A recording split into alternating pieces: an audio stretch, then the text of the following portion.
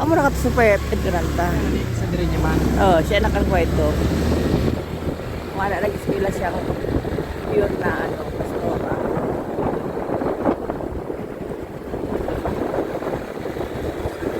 Good afternoon. Good afternoon. Okay. Gala muna tayo sa tayo. Mainit ang panahon. Pero mas mainit sa loob ng bahay. Kaya, ano muna tayo? Gala-gala muna tayo sa mainit.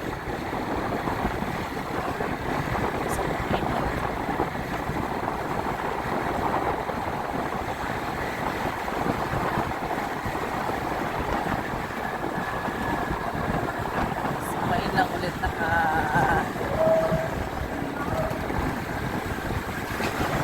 kailangan ulit nakakuha ng video dahil mainit ang panahon.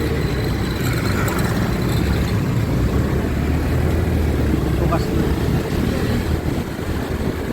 Mainit ang panahon. Sobrang init ng panahon. Ang hirap lumabas.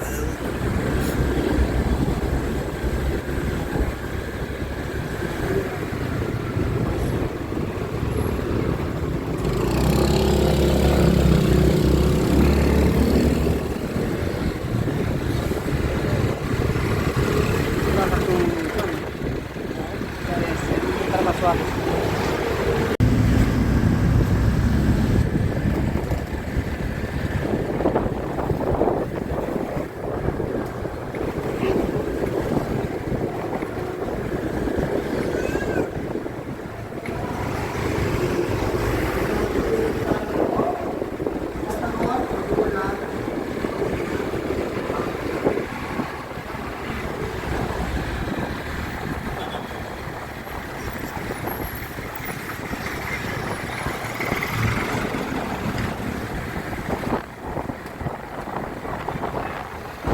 Uy ka ng paso. Uy ka ng paso.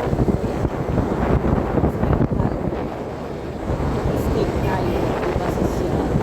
Pag kayo mag-steak, kailangan naman natin magpapasarap sa ata. Tubig steak. Kasi kahapon, nagluto kami ng tauke. Tapos yung konti, naglumpia kami. Plus, nagtorta din kami ng toge. Ang sarap niya. Tapos ngayon, mag-i-steak kami, pero toge siya. Diba? Lahat naman ng bagay.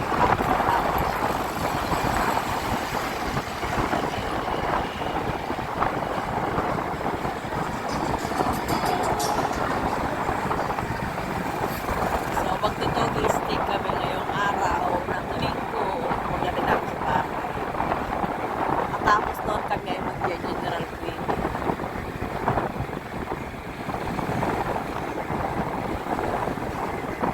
Kahit sauce lang makuha mo sa steak, pwede na yun. Hindi mo naman kailangan bumili ng beef para masabing steak ang pagkain mo bukag.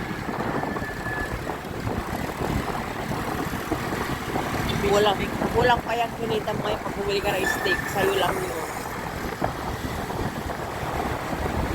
Para steak na yan eh. Di ibang parts ang bibili natin na ang lambot talaga. Yung mga pang-restaurant, pang-hotel. Sa baga kasi, mayroon kasi part dyan na napakalambot. Pero yun naman ang pinakamahal.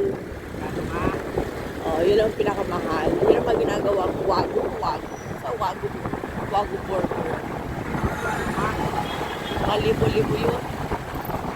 Kasi yung part na yun, basta napakalambot mo. Hindi nga lang napakamahal. Kaya, sa para tayo mag-steak, marami naman para magkakain tayo ng steak.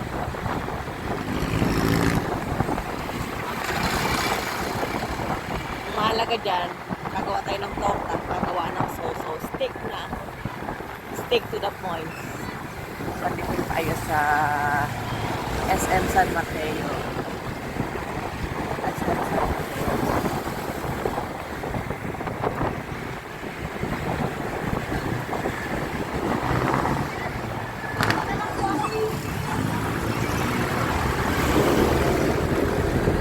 ngayon lang din ako lumabas kasi nga sobrang init na nakakatamad lumabas. Siguro nakakaburyong na din sa loob ng bahay. Tapos panay pa-atching ko, di ba? Kaya sabi ko dito sa aking manong bukag, nagala muna tayo.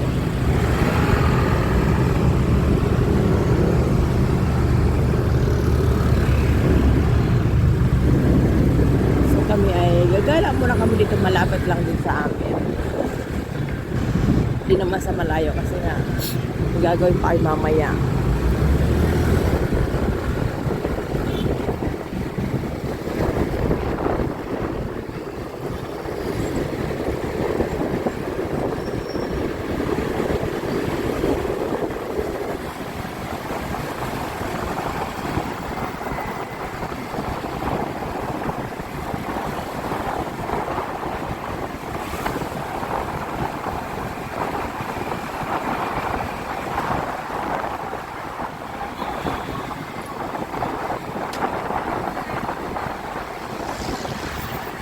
Kapag ako ay mag-aasawa,